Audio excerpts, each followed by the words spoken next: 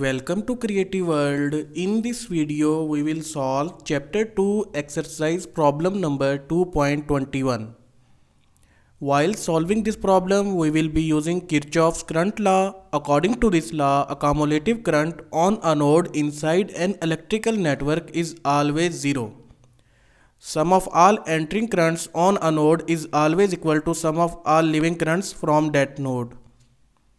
Now move towards the problem. Exercise problem number 2.21.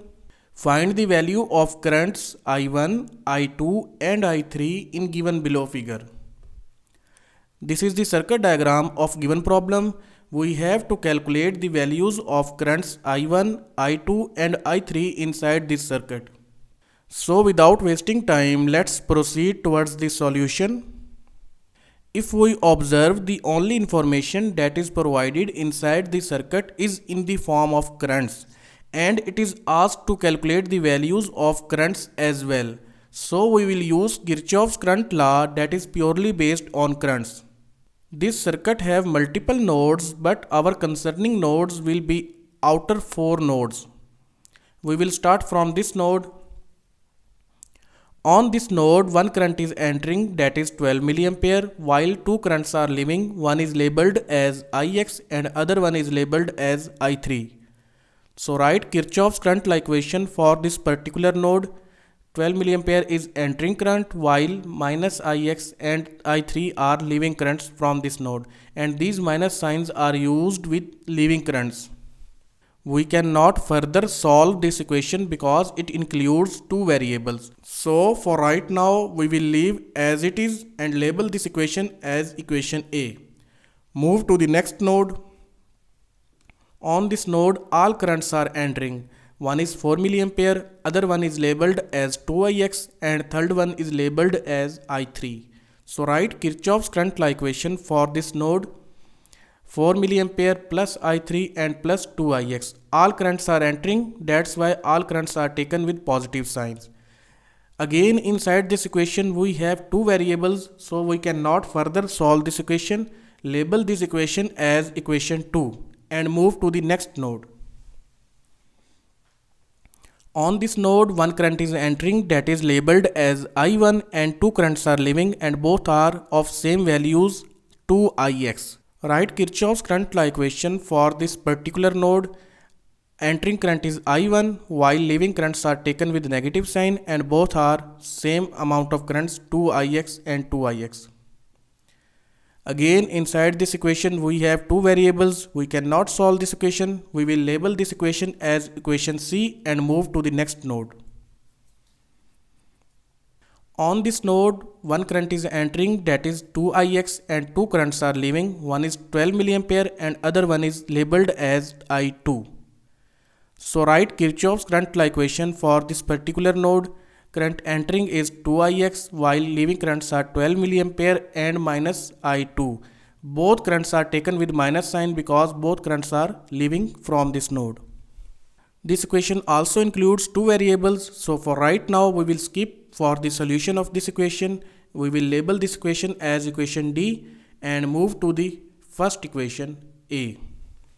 Inside this equation A, we will try to find the value of I3 by placing this I3 on the other hand side of equal and try to put that value of I3 in equation B to calculate the value of Ix. So first we will try to find the equation for I3. We have simply placed this I3 on the other hand side of equal to make it positive. Now the value of I3 can be calculated using this equation 12 mA minus Ix. Now place the value of I3 inside equation B. Inside equation B, I3 will be replaced with 12 mA minus Ix. Add 12 mA and 4 mA together and subtract Ix from 2Ix. The equation will become 16 mA plus Ix. Now place this 16 mA on the other hand side of equal to calculate the value of Ix, that will become minus 16 mA. Now we have calculated the value of Ix. We can place this value of Ix inside this equation to calculate the value of I3 as well. So place the value of Ix inside this equation. Ix is replaced with minus 16 milliampere. Now open the brackets. Both minus will multiply with each other and become positive. So the value of I3 will become 16 plus 12. It will become 28 milliampere. Now we know the value of Ix. We can calculate the value of I1 from this equation C, because it includes two variables. One is I1 and other one is Ix, and the value of Ix is already known, so we can calculate the value of I1 as well. Inside this equation C, Ix is replaced with its value minus 16 milliampere on both sides. Now open the brackets and solve this equation. Minus 16 milliampere will multiply with minus 2, it will become plus 32. Similar case will be here. So the equation is became I1 plus 32 milliampere is equal to 0.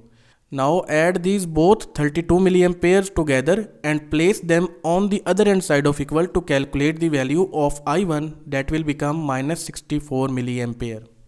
Now we will move to the next equation D to calculate the value of I2. Inside this equation we have two variables, one is I2 and other one is Ix. Value of Ix is calculated already, so we can calculate the value of I2 from this equation. Place the value of Ix inside this equation D. Ix is replaced with minus 16 milliampere. Now open this bracket. Minus 16 milliampere will multiply with 2, it will become minus 32 milliampere. Add 32 milliampere and 12 milliampere together, it will become minus 44 milliampere, and place I2 on the other hand side of equal to make it positive. Now we have calculated the value of I2 as well. So the values of currents I1, I2 and I3 inside these circuits will be I1 equal to minus 64 milliampere, I2 is equal to minus 44 milliampere, and I3 is equal to 28 milliampere. So this was exercise problem number 2.21. Thank you. See you again in next video.